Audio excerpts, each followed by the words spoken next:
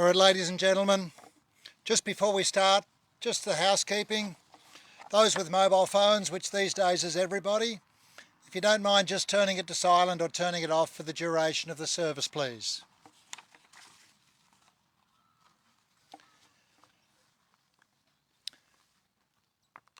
Welcome. My name is Brian Walsh. On behalf of Mr. Francis Hamilton Coldwell, and that'll be the last time we call him Francis because he really did hate it. Frank, as most of you know him, I thank you for coming to this service today. This service is to commemorate Frank's life and acknowledge his impact and influence on ourselves and the community in general. We're here today to acknowledge the passing of Frank and extend our deepest sympathy to his family, especially to Val, who has lost her husband of 59 years, to Wendy and Neil, who have lost a father, but to all of you here who have lost a relative or a friend. It's appropriate at this time to read a small verse in memory of Frank. It's called "The Day You Left Us." With tears we saw you suffer as we watched you fade away. Our hearts were almost broken as you fought so hard to stay. We knew you had to leave us, but you never went alone, for part of us went with you the day you left your home. Today, I hope you enjoy spending time remembering the happiness and good times you shared with Frank. Frank passed away on Thursday the 24th of February after losing his battle with age and illness. And even though we were expecting that he would pass away one day, it's still a terrible shock for us all, and we're all wondering how life can ever be the same without him. Today, Frank would want us to celebrate his life, and we would hope that afterwards we would remember him and tell stories of when he was well and living the life he loved. During the service today, you'll hear about Frank's life and what his life meant to us. Each of us here has a story to tell, and each of our stories is slightly different, depending on the capacity in which you knew him. All the stories are special, and Frank loved you for helping him make so many wonderful memories. I hope you will share some of your stories with the rest of Frank's family and friends afterwards. As Frank's family and friends, you will probably understand what I mean when I say it's one of life's ironies, that even as we rejoice that Frank is now free of pain and is enjoying eternal peace, we also long for him, healthy and well, with all his energy, back in this life. Our longings leave us tired and aching inside from grief. But you need not feel that way. As we will hear shortly, Frank packed an enormous amount of living into his life. Although Frank has physically left us, he'll be walking beside us in our memories and in our hearts. The memories you have of Frank as a relative or a friend will always be there, and there would be no sorrow in your hearts today if yesterday you had not known the pleasure of Frank's presence in your life. Frank loved his life as a farmer. He put in long hours on the farm for the entirety of his life. I hesitate to say that he worked hard. He did put his blood, sweat and tears and countless hours of labour into the farm. But when you love what you do, it's hard to call it work. And Frank would not consider a different career. Farming was his life. So the following poem is to reflect his passion for farming. It's called "Just a Farmer." Just a farmer, Dad said, and I laughed because I knew all the things that farmers must be able to do. They must study the land and watch the sky and figure out when is the right time and why. To sow and to plant, to buy and to sell, to go to the markets with cattle as well. You know all the books that farmers must keep, to pay all the taxes and be able to sleep. And then there's the fixing that farmers must do, how to use baling twine and fix a gasket or two. For all of his years, farming was his life, through good years and drought, in good times and strife. I guess when God needed men to care for the earth, he chose just farmers, 'cause he knew their true worth. And I think that's probably the most appropriate poem for Frank. But now, a little more of his life. I know this is titled Francis, but we're not going to go there, so I've already mentioned he didn't like Francis. So Frank was born in Cobram on the 14th of July 1937, the third son of William and Mary Coldwell. His older brothers Ern and Don. Frank went to school at Lallte for his primary years, then much to his dislike, he was sent to Wesley College until 1954. He couldn't get back to the farm quick enough. He worked on the farm with his father and brothers. In 1958, he met Val, and they were married in Cobram on the 2nd of June 1962. Frank and Val moved to live on the farm, and his mum and dad went to Cobram to live. In 1968, the brothers went on farms of their own, but still adjoining each other. Frank and Val worked side by side on their farm, growing wheat, barley, sheep and cattle, and also corn, which he enjoyed doing. Frank and Val have 2 children, Wendy and Neil, and daughter-in-law Tamara, 5 grandchildren and partners, and 8 great-grandchildren.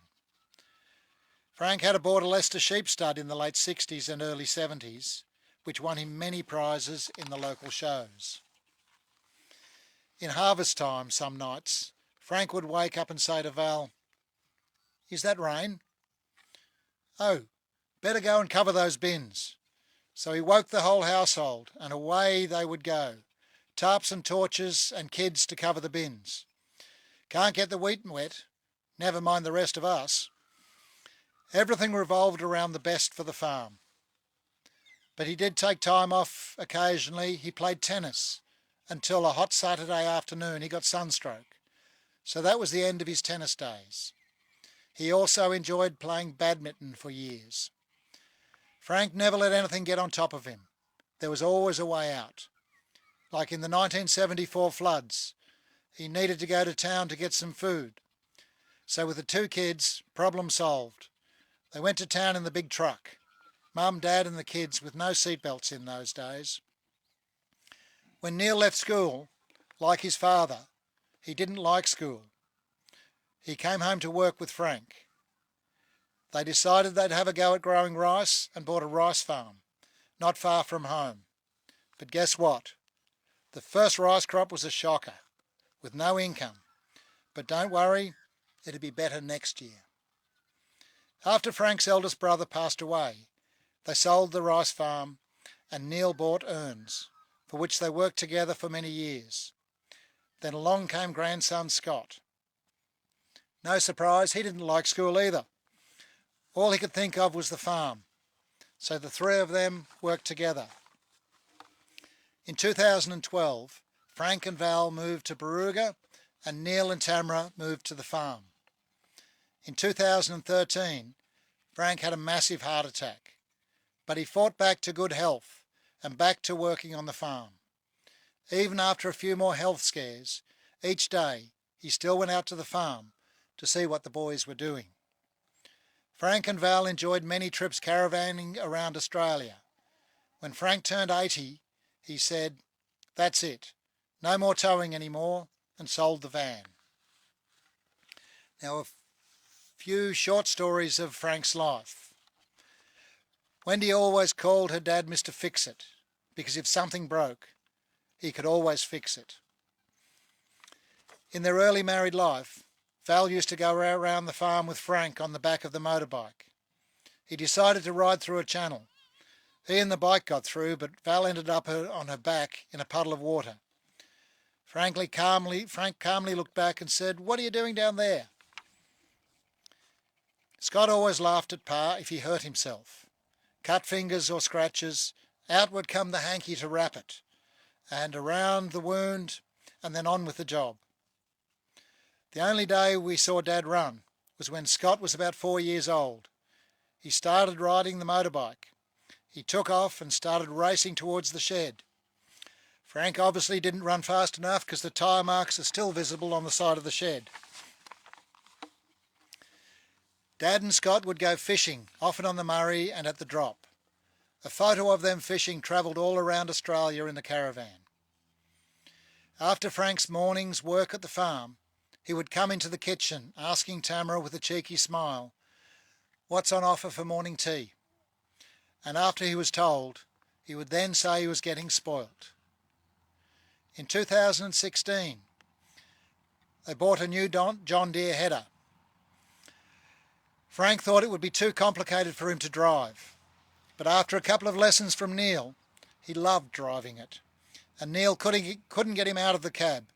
It was his favourite job on the farm, and he did most of the header driving for the next 4 harvests. Frank never went anywhere without his trusty pocket knife, and even now he has it with him. The same pocket knife that was used to trim the toenails on a lame sheep was just as good for peeling an apple at Smoko.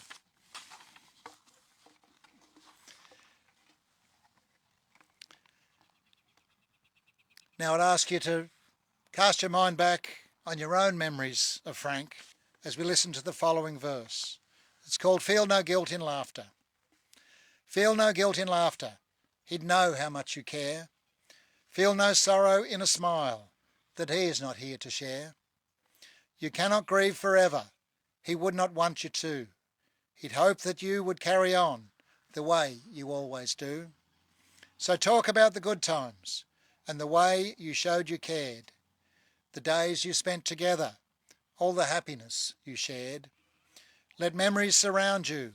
A word someone may say will suddenly recapture a time, an hour, a day that brings him back as clearly as though he were still here, and fills you with the feeling that he is always near.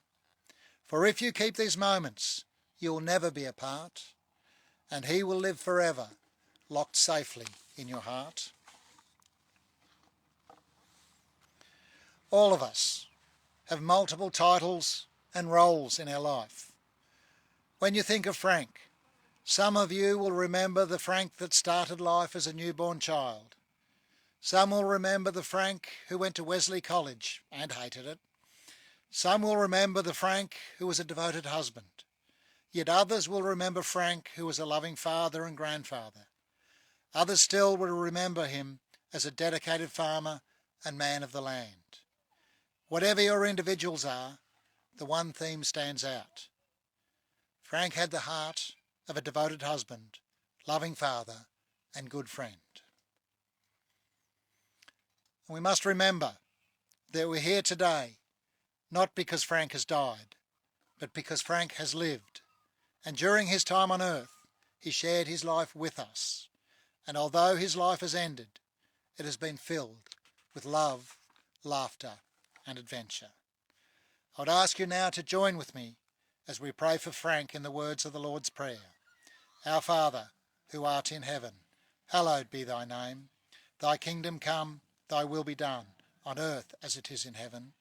Give us this day our daily bread, and forgive us our trespasses, as we forgive those that trespass against us. And lead us not into temptation, but deliver us from evil. For thine is the kingdom, the power and the glory, forever and ever. Amen. So today, we lift up our hearts in gratitude for the life of Frank, for all the kindness he displayed during his life, and for all that he was to those who loved him. May we rejoice in Frank's life and be thankful that his life touched on ours. As we look back over time and thinking of Frank, we find ourselves wondering, did we remember to thank you enough for all you've done for us, for all the times you were by our sides to help and support us, to celebrate our successes, to understand our problems and accept our defeats, or for teaching us by your example the value of hard work, good judgment, courage and integrity. We wonder if we thanked you for the sacrifices you made to let us have the very best, and for the simple things like laughter, smiles, hugs, and things we shared. If we have forgotten to show our gratitude enough for all those things you did, we're thanking you now. Frank, we hope that you knew all along how much we loved you and how much you meant to us. And now we come to the committal, remembering that death is not extinguishing the light, it is only putting out the lamp because the dawn has come. We are grateful for the life that Frank has lived and for all that his life has meant to us. So tenderly and reverently, we commit the body of our beloved Frank to the earth, from which all life comes, and to which in the end all life returns.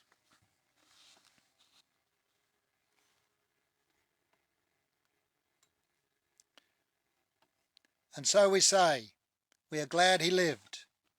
We are glad we saw his face, felt his touch, and heard his laughter. We are comforted to know all pain has ended and his spirit is free.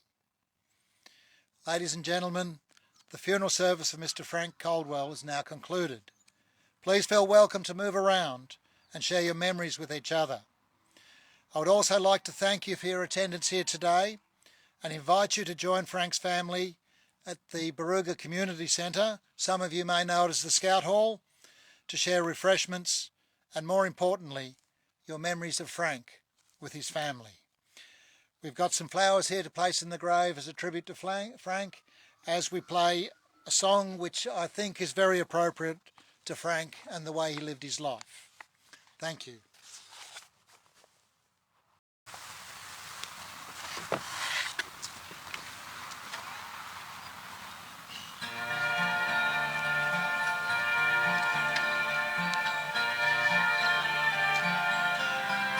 Hey, true blue,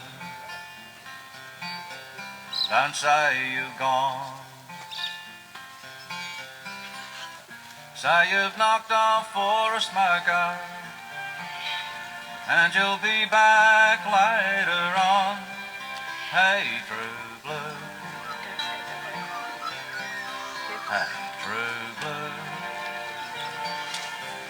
give it to me straight, face to face. Are you really disappearing? Just another dying race. Hey, true blue.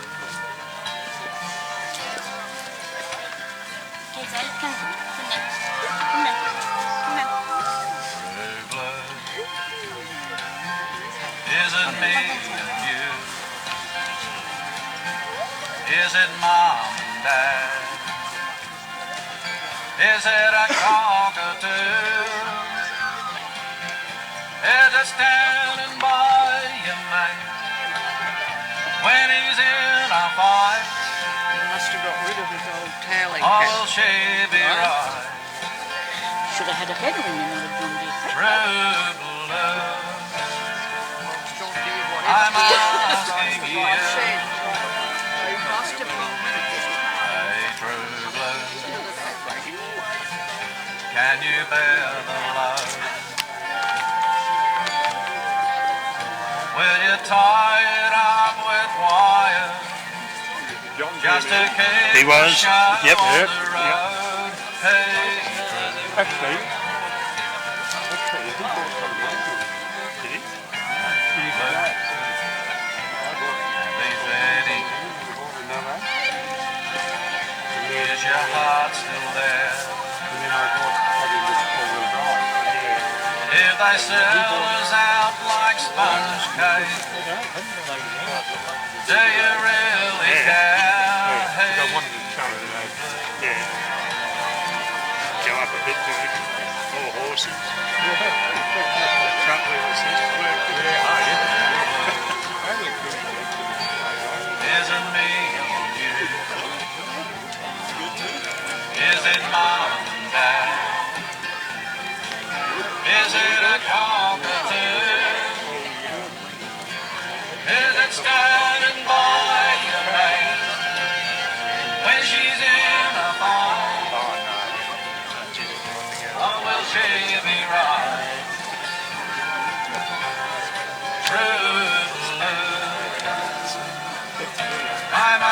whiskey,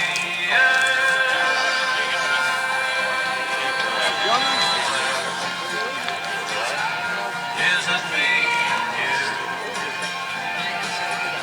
Is it not?